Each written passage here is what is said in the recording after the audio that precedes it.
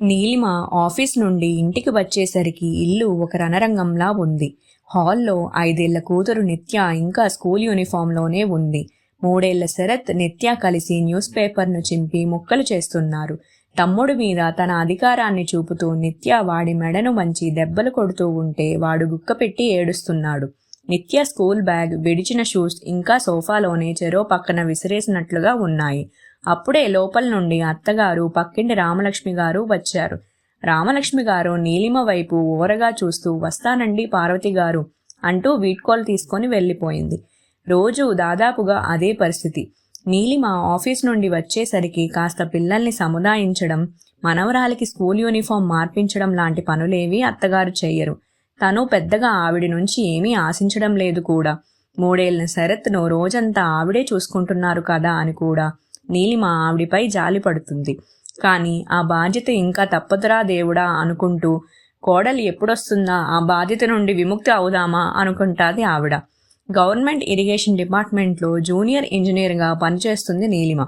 ఆమె భర్త కృష్ణమోహన్ జూనియర్ కాలేజ్లో ఫిజిక్స్ లెక్చరర్. కాలేజీ తర్వాత అక్కడ విద్యార్థులకు ఎంసెట్, ఐఐటి కోచింగ్ క్లాసెస్ తీసుకొని రాత్రి 7 గంటలకు కానీ అతను ఇంటికి రాడు.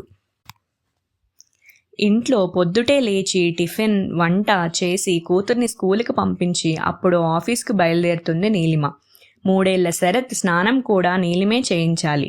మొదట్లో అత్తగారు చేయిస్తారనుకుంటూ ఆఫీస్కి వెళ్ళిపోయేది. కానీ ఒకరోజు అత్తగారు, వాడికి స్నానం చేయించడం నా వల్ల కాదమ్మాయ్, ఆ పని కూడా నువ్వే పూర్తి చేసి వెళ్ళమని చెప్పింది. మామగారు లేని మూలాన అత్తగారు వీరితోనే ఉంటారు. కోడలు పొద్దున్నే ఆఫీస్కు వెళితే ఎప్పటికో వస్తుంది, పాపం చేయగలిగినంత సాయం చేద్దామని కూడా ఆవిడ అనుకోరు. నీలిమది సర్దుకుపోయే స్వభావం. ఆఫీస్ నుండి ఇంటికి రాగానే కాసేపు కూడా కూర్చోకుండానే వెంటనే పనిలోకి దిగుతుంది. భర్త వచ్చేసరికి ఇంటిని, పిల్లల్ని నీట్గా ప్రశాంతంగా ఉంచాలని నీలిమ తాపత్రయం. నీలిమ ఆఫీస్కు వెళ్ళాక భోజనం చేయగానే పక్కింటి రామలక్ష్మి గారు వచ్చేస్తారు. ఆవిడ కోడలు హౌస్ వైఫ్. అన్నీ ఆ అమ్మాయే చూసుకుంటుంది. ఈవిడకు పని పాట ఉండదు, తోచదు. పార్వతమ్మ గారి ఇంటికి వచ్చేస్తుంది. ఇక వాళ్ళిద్దరి కాలక్షేపం లోకంలోని కోడళ్లే. చుట్టుపక్కల ఇళ్లల్లోని కోడళ్ళు, బంధువులింట కోడళ్లే కాకుండా వారి కోడళ్ల గురించి కూడా అనర్గళంగా చర్చలు చేసుకుంటూ వాళ్లపై లేనిపోని అభియోగాలు చేస్తూ సంతృప్తి పడిపోతారు. మీరు చూడడం ఏంటండి మీ మనవణ్ణి ఈ వయసులో? మీ కోడలేమో టిప్టాప్గా తయారై ఆఫీస్కు వెళ్తూ లక్షలు సంపాదిస్తోంది. మీరేమో ఒక పని మనిషిలా పొద్దుటి నుంచి సాయంత్రం వరకు ఈ పిల్లాడిని సాకడమేంటి? హాయిగా ఈ వయసులో ఏ బాదరా బందీలు లేకుండా స్వేచ్ఛగా ఉండాలి కానీ అంటూ లేనిపోని ఆలోచనలు పార్వతమ్మ గారి తలకాయకు అంటిస్తోంది. నీలిమ పెళ్ళై అత్తారింటికి వచ్చాక అత్తగారు నీలిమతో బాగానే ఉండేది. ఆవిడే వంట పని అంతా చూసుకునేవారు. మనవరాలు పుట్టాక కూడా ఆ పాపను బాగానే చూసుకునేవారు. ఎప్పుడైతే రామలక్ష్మి గారు వారి పక్కింటికి వచ్చారో అప్పటి నుండి ఆవిడలో మార్పు చోటు చేసుకుంది. రామలక్ష్మి గారి కోడలు ఉద్యోగస్తురాలు కాదు. కోడలపై అత్తరికం చేస్తూ, ఆ అమ్మాయి మీద లేనిపోని చాడీలు చెబుతూ అత్తగారులంటే నాలా ఉంటేనే రోజులంటూ పార్వతమ్మ గారికి హితోపదేశం చేస్తుంది. అత్తగారిలో వచ్చిన మార్పుని నీలిమ కనిపెట్టగలిగినా ఆవిడ పెద్దరికానికి విలువనిస్తూ ఆవిడ్ని పల్లెత్తు మాట అనకుండా అన్ని పనులు సక్రమంగా చేసుకుంటూ ఉంటుంది. ఒకరోజు రాత్రి అందరూ భోజనాలు చేస్తుండగా పార్వతమ్మ గారు కొడుకుతో, ఒరే కృష్ణ, మీ మావయ్యను చూసి చాలా రోజులయ్యింది. విజయవాడ వెళ్ళి మావయ్య ఇంట్లో ఒక వారం రోజులుండి వస్తానురా అనేసరికి కృష్ణమోహన్, అదేమిటమ్మా ఇప్పుడు వెళ్ళడం ఏంటి? శరత్ను ఎవరు చూస్తారు? నిత్య స్కూల్ నుండి వచ్చాక ఎక్కడుంటుంది? నాకు సెలవు పెట్టడం కుదరదు. మరి నీకు నీలు అమ్మ వచ్చే వరకు సెలవు పెట్టగలవా అన్నాడు. అయ్యో, అస్సలు కుదరదండి. టెండర్స్ కాల్ఫర్ చేశాము. వాటి ఓపెనింగ్స్ అవి చాలా ఉన్నాయి. నేను తప్పకుండా అటెండ్ అవ్వాలి. ఈ నెలంతా బిజీనే. కానీ పాపం అత్తయ్య గారు వెళ్తానంటున్నారుగా, ఎలా అంటూ భర్త వైపు చూసింది. అప్పుడైనా ఆవిడ పోనీలేరా తర్వాత వెళ్తానని అనలేదు. ఇంతలో నీలిమే, పోనీలేండి, అత్తగారిని పంపిద్దాం. ఆవిడకి కూడా కొంచెం మార్పు, విశ్రాంతి ఉండాలి కదా. నేను మా పిన్ని కూతురు కళ్యాణి ఇంట్లో బాబుని దింపేసి ఆఫీస్కి వెళ్తాను. మన ఆటో డ్రైవర్తో నిత్యాన్ని స్కూల్ అయిపోయిన తర్వాత కళ్యాణి ఇంట్లో దింపమంటాను. నేను ఆఫీస్ నుండి వస్తూ పిల్లలిద్దరినీ తెచ్చేసుకుంటాను అంది. నీలిమ పిన్ని కూతురు ఉండేది పక్క వీధిలోనే. అవసరానికి సహాయపడుతూ ఉంటుంది. ఎలా ఉంది ఐడియా అంటూ భర్త వైపు చూసింది. బాగానే ఉంది కానీ మెయింటైన్ చేసుకోగలవా నీలు అన్నాడు. పర్వాలేదండి, అన్నీ కావాలంటే కుదరవు. రేపు ఆదివారం కదా, అత్తయ్య గారిని ట్రైన్ ఎక్కించండి, మీ మావయ్య గారికి ఫోన్ చేసి చెప్పండి అంటూ గ్రీన్ సిగ్నల్ ఇచ్చింది. ఏ సమస్య అయినా చక్కగా త్రుటిలో పరిష్కరించగలిగే నీలిమ అంటే కృష్ణమోహన్కు చాలా ఇష్టం. ఇంట్లో పనులన్నీ ఓర్పుగా నేర్పుగా నిర్వహించుకుంటుంది. ఏనాడు తన మీద చికాకు పడని భార్య అంటే ఎంతో అనురాగం అతనికి. అసలు పార్వతమ్మ గారి ప్రయాణానికి నారు పోసింది రామలక్ష్మి గారే. మీరు మీ మనవడిని మనవరాల్ని చక్కగా చూసుకుంటున్నారు కాబట్టి మీ కోడలు ఆటలు సాగుతున్నాయి. మీ విలువేమిటో తెలిసి రావాలంటే 1 వారం 10 రోజులు మీరు ఎక్కడికైనా వెళ్ళిపోండి. అప్పుడు మీ కోడలు లబోదిబోమంటుంది.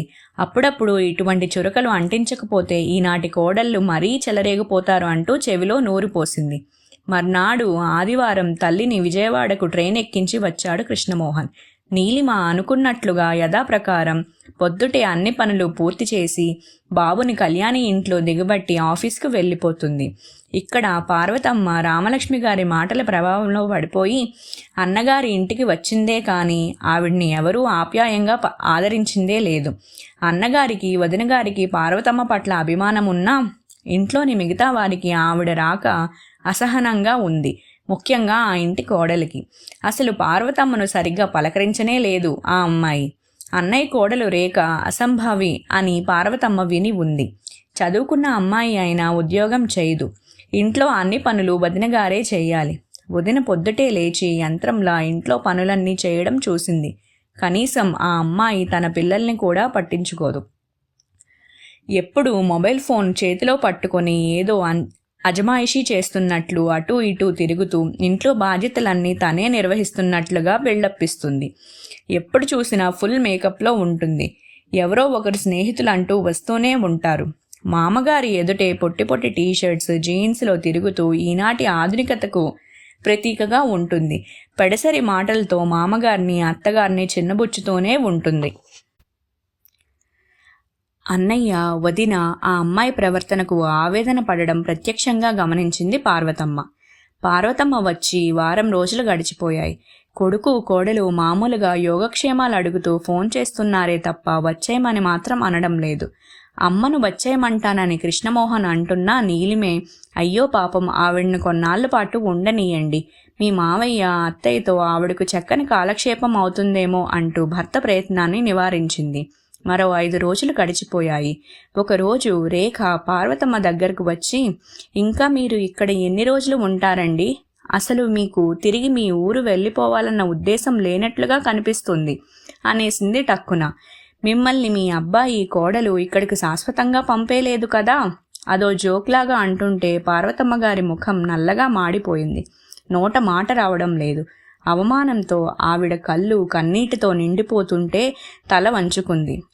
మా ఇల్లేమీ అతిథి గృహం కాదు, రోజుల తరబడి బంధువుల్ని పోషించడానికి అంటూ విసవిస అక్కడి నుంచి నడుచుకుంటూ వెళ్ళిపోయింది రేఖ.